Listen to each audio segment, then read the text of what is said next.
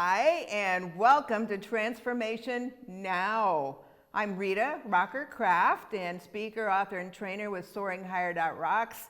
And what I will be doing today is sharing more with you about my book, Shaping Your Future, Become the Brand That Everyone Wants.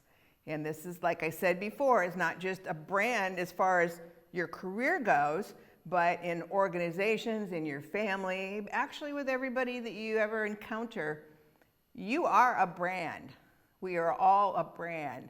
Are we a positive, motivating brand, well-kept brand, someone that people likes to be around? So we're all a brand in everything that we do and with everyone that we meet and encounter on a daily basis. So as I continue on that, I wanted to talk to you about growth plan, a little bit more about the growth plan. It's a life enhancement plan. And so you think about going boating. Think, okay, what's in my boat? Well, hopefully maybe some life jackets, some water, some towels possibly. What is in your boat? Well, consider your life as a boat, your body as a boat. What is in your boat? And so we can kind of think about that and go, well, okay, my life enhancement game. In the notebook, I write down the 10 most important and impactful areas of my life, okay? So what are the most impactful areas of my life? And obviously family, friends, career, but there are other areas in your life that are very impactful. They're the ones that influence you and cause you to react and deal with other people through that. And so as you review your answers, continue to lay out your plan of what's in there. So it could be, do I keep this in my boat? Do I toss it because it's not good for me or my family? Or do I fix it? And so, some examples would be friends who have your back. Do you have friends who have your back, who literally have your back? Okay, we all need those. Not the ones that are going to get us in the back, but do you have friends who have your back? And if not, ask God to give you some friends who will have your back, and He will do that. I guarantee it. So is it beer and bad relationships, or is it good things that you're beginning to attract more and more of because the good things are feeling the good energy, literally, the energy coming from you, and it attracts people to you. And so think about that. Again, eating exercise program, would it be, who's in my boat? Grouchy people? Nice people? Friendly people? So do I stand up for this? Do I go forward? Or do I walk away? And so I've talked about that before, so I won't spend much time on it. But again, we need to continually think about those things as we watch our lives transform. So thinking things like, oh, I don't look good enough. I'm not thin enough. I don't have nice enough clothes. Well, I'll tell you, a lot of my life, and I still go to consignment stores. A lot of my life, I've just gotten things from sales or whatever that are very nice, that people paid a lot of money for. They look gorgeous. Nobody knows they weren't brand new from an expensive store. So even if you think, I don't have nice enough clothes, I have some other friends too, and I thought, oh, this is really cute. You look great. Oh, well, they got it at a consignment store for like $9, something like that. But you don't know that unless they tell you. And so think about that. There's a lot of things that we can do. Even say a woman wants to put on more makeup, freshen her face, look healthier, more vibrant, whatever the case may be. You can get makeup at the Dollar Tree. So you could buy a mascara and a lipstick and things like that, nail polish at the Dollar Tree. So if need be, go for it. I've purchased things there as well.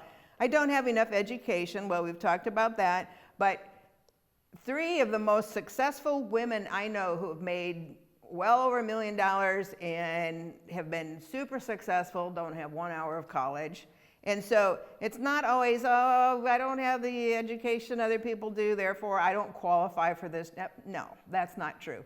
They were motivated and determined and just went for it and worked and worked and worked, got out there, did what they needed to do, and became super, super successful without any college. Another friend, she was vice president of a media purchasing area, with one of the largest advertising agencies in the world. And she just started out clerical, doing a little like accounts receivable or something. And she worked her way up. And sometimes she said she felt funny because she never had an hour of college either. And I said, well, look what you did. Look where you ended up. And you didn't have to. So think about that too. We need to learn. We need to educate ourselves. Got a book from those people yesterday that I was talking to on the psychological post-traumatic stress disorder, different parts of your brain. And I thought, well, this isn't something I usually do, but they said, would you read that? And I'll read your books. I said, okay, we'll do that. So it's always good to learn, whether you're 17, 47, 87, whatever the case may be. We continue to learn and use our brains. So I'm not worthy, everyone said so. Well, that's a lame opinion. And again, like I've said before, we do not allow anyone's opinion or crummy words coming out of their mouth to determine our worth. They don't have the right to do that, and that's where you do the stop. Nope, not doing that, not going there. So always think about that. Old binding mental restraints have to go. And when I say restraint, we think of a restraint as something that's holding us tightly. It's restraining us. We don't have freedom of our arms. We don't have freedom from our body. Cut those. Those restraints are gone, and only you can do that. So take those restraints off and go, no, not anymore. We're not going there anymore. We're done here. And so think about that, and how long we allow people to affect the emotions is really up to us. It really is. So you always want to think about that. So how do you speak to yourself? With judgment? Do you the brain jujitsu where you flip the thoughts around like I mentioned in the last program? And so when you're speaking to yourself like, oh, you dummy this, and you stupid, why did you do that? And I've done that before, and I know a lot of people have. That's when we flip that. No, that's past. That's past. Past has to stay in the past. And so think about how you speak to yourself, and really be very, very conscious of this. I became very conscious of energy as well, because that's along with it. And you speak to yourself in a negative way, it gives off that negative energy, and then people kind of like, whoa, stay away. So always think about that and how you speak to yourself. So even with my energy, I was deliberately noticing, okay, when I go into a room and I've had a bad day, and so, and I was giving off an angry energy, negative energy, something like sad energy, depressed energy. And so once you are aware of that and you start being aware of it, it's like, oh my gosh, okay, I'm going to change that. If I have to go outside and sit in my car and let out a scream and walk back in. But I'm not giving off that negative energy because I'm watching and I'm seeing how other people react to it. We're not going there anymore. So in the same way with the thoughts, oh, I can't think that because look what it's doing to me. Look how it's making me sick, unhappy, in the job I don't want to be in, etc. So how do you speak to yourself?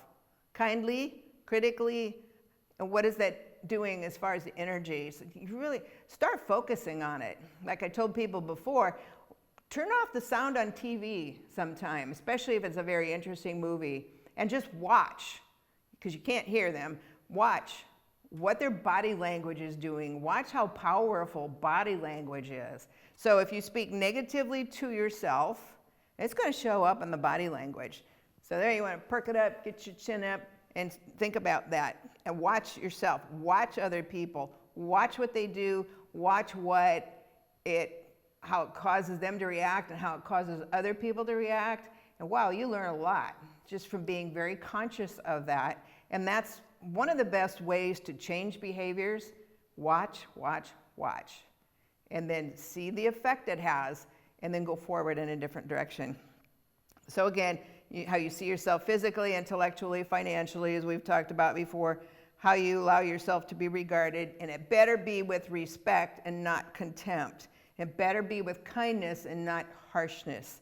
And like I said last time, sometimes instead of feeding the fire and being harsh right back at someone who is harsh to you, you just turn around and walk away, and you're in control because they didn't get to you. You just took off.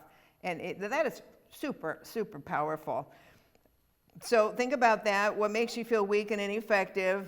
Again, other treatment, self-loathing, hearing the same old thing. There are patterns. Patterns You think of clothing patterns. Okay, we have a pattern here to make a dress, make a shirt, whatever the case may be. And so we keep cutting out this same pattern.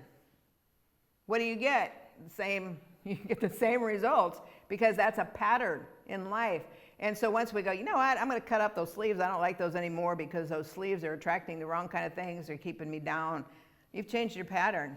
And so think of life really as a pattern. And when something like I talked about last time triggers you, triggers an emotion, triggers an anger, triggers happiness, triggers love, triggers whatever, you're going to know that that's a trigger from the past. Am I going to think about it and I'm going to let it affect me, or I'm going to go, nope, going the other way? So always think about the patterns in life. Like the old saying, if you always do what you've always done, you'll always get what you've always had.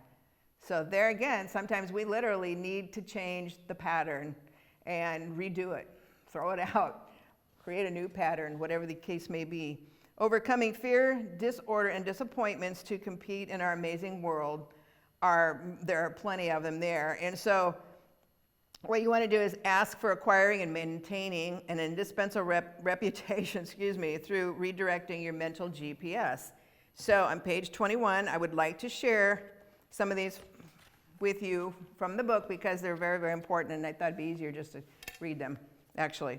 And so questions to ask to redirect your mental GPS, the direction that you are going. And one is, what was my reason for that particular decision or behavior? Why did I act that way? Why did I decide to do this or say that? So what was it? What was my reason for it? Was any of it based out of fear, lack of interest on my side or theirs, because it was easy? It was the easy way out, although it was not the best, most efficient response. Okay? Or maybe it wasn't thoughtful, but in order to be thoughtful, I would have had to change too many things and I didn't want to. And so a lot of times that happens. I have a friend who did a lot of traveling. She was over in Serbia. She was ministering to women, really going through a lot. She had to raise her own money to go over there. And she was teaching them. She's an author, editor, a lot of things. Well, one night when she was in the hotel, she had to go to the bathroom. She got up. She accidentally tripped. She tripped forward and got a gash in her head, but what was worse than that is she broke her hip in Serbia all by herself, no extra money, didn't know what she was going to do. And this happened last year, and I just talked to her again yesterday, so we keep in touch. She lives in Colorado. And so she fought, had a lot of prayers just to be able to get a surgery in a foreign country. Her insurance was such that it didn't want to, cover anything outside of the United States. Some people actually loaned her money. People from the church ministry group loaned money to get her surgery, which obviously was a lot cheaper than it is in America. And she's been in pain and had nothing but trouble ever since, for over a year now. And she went to she's been to every doctor you could think of, every kind of doctor, chiropractor, physical therapist, everything. And so when she went to a couple of different orthopedic doctors in Colorado where she lives, they said, well, there's nothing we can really do. It's fine. You kind of have to live with it, take some physical therapy.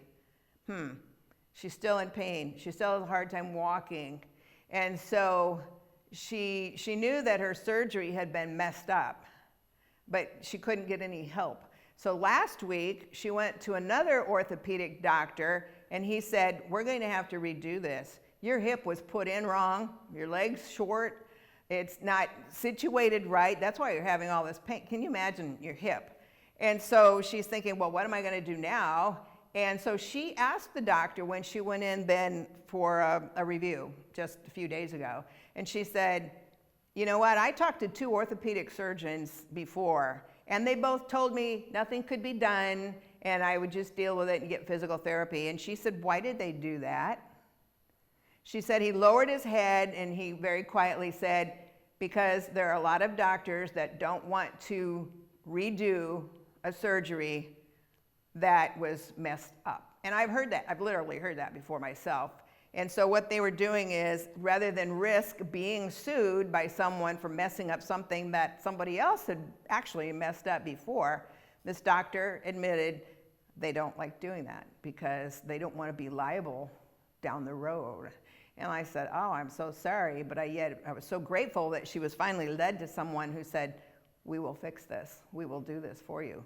So sometimes, again, we've got to, keep going, be adaptable, keep resilient, keep going until you find the answer for something that's very hard. So again, they had their reasons for their particular behavior, but they weren't honorable in that.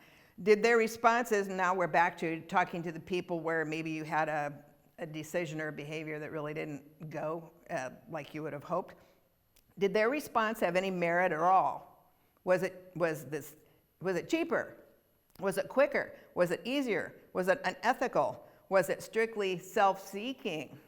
So then you determine, whoa, why did they do that? Why did they say that? Was it a good thing or was it more of a self-seeking thing? You learn so much from that to go on to problem resolution once you find out what tripped their triggers, what was their reasoning for it. It could be maybe that you made the wrong decision, or maybe they did, but if they had an idea that was easier and quicker, but then we wouldn't get credit for it, we need to swallow our pride and let that happen. So I always think about that when you're dealing with other people in any situation, not just a big one.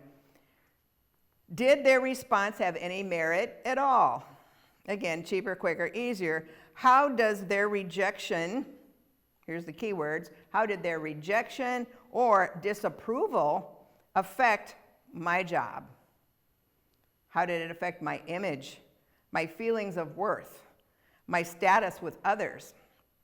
So take time to examine that in depth, because that will help you in the future if there's an apology that needs to be made, or possibly getting more involved in a team effort, whatever the case may be. Think about that.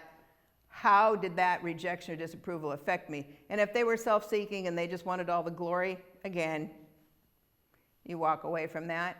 You hold your head up high. You do a great job, and they just have to deal with that. Another one is, how can I show a strong yet positive outlook in spite of all of this?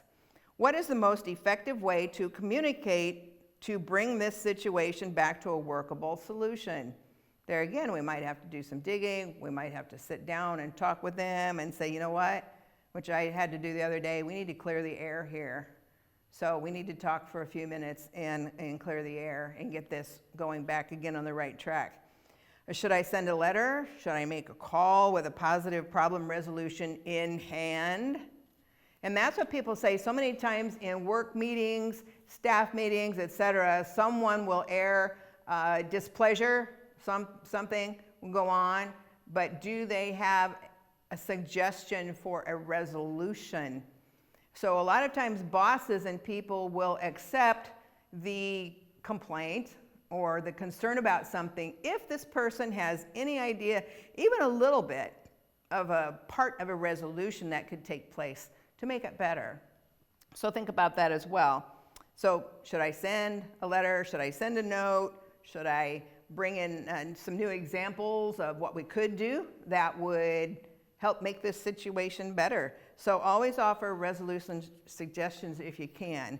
And then the last one in here is, there are times when seizing the reins is appropriate, okay? But there are times when letting go, when somebody really wants to do something, they're good at it, their heart's into it, but sometimes people don't want to let go, and they don't want to say, okay, here it is.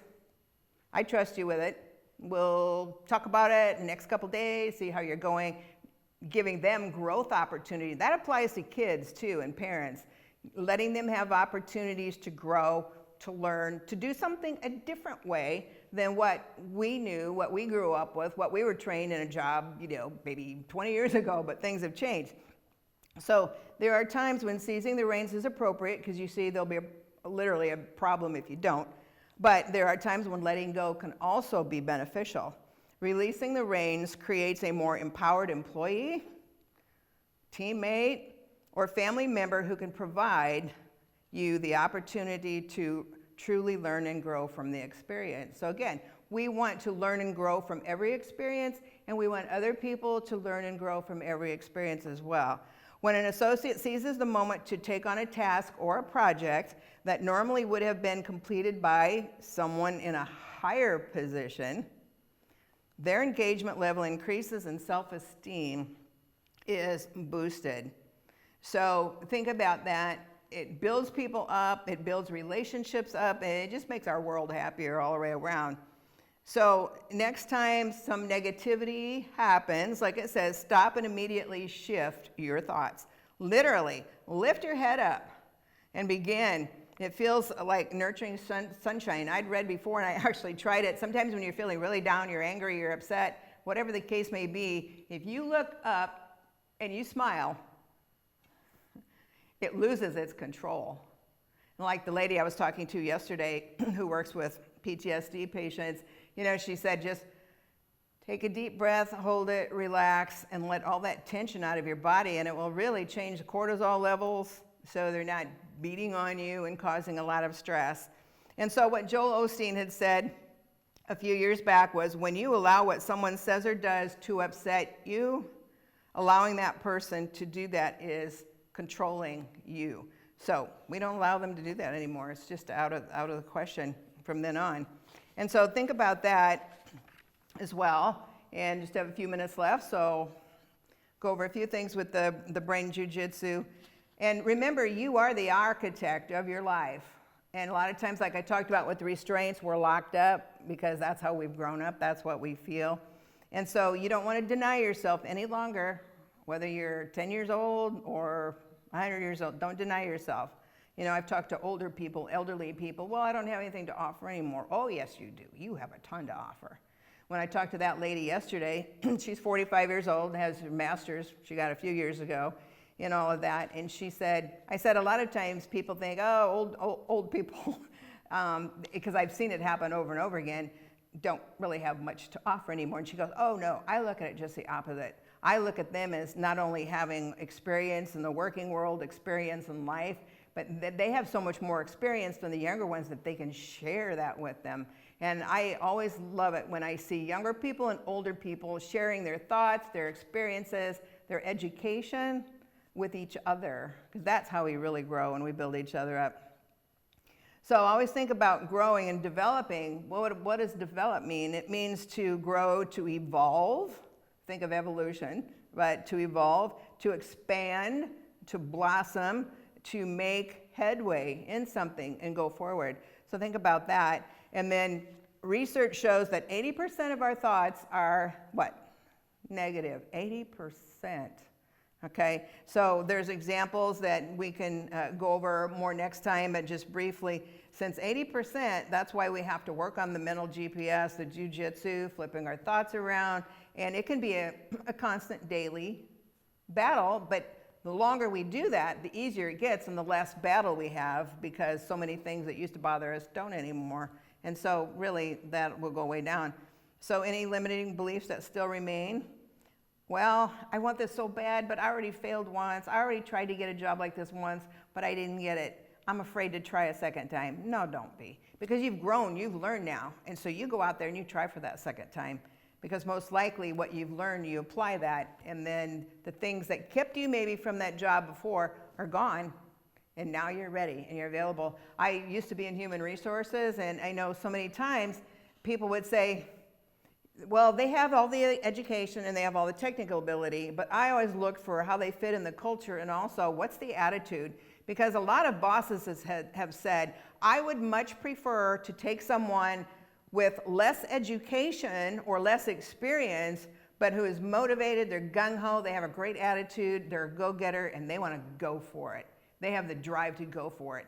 And those bosses, like, it's easier for me to train someone on the technical issues or whatever the training they need than it is to take someone who has all these skills, but they don't really have the right attitude, and so it's going to be harder to work with them to get them mentally where I need them to be and to associate with other people the way I need them to be. So think about that as well. Even if you don't have maybe the same amount of education or something like that, if you're a go-getter and you have the drive and you love doing that, then you're called to do that. And so don't let that ever stop you. Okay, so think about that. And same with the relationships, draw the boundaries, what you will accept, what you won't accept, and know that you're worthy. You don't have to have a lot of money to attract the right kind of people. And, maybe just a few little upgrades on appearance sometimes too will make somebody feel so much more confident and just ready to go out there and meet new people and start the whole new world. So always think about that. Think about those patterns, like I said before. Maybe cut off a sleeve or two, change your pattern if you need to, so that you can move into your new life. So we'll continue this next time, and just have a very blessed week. I look forward to seeing you again. Thank you.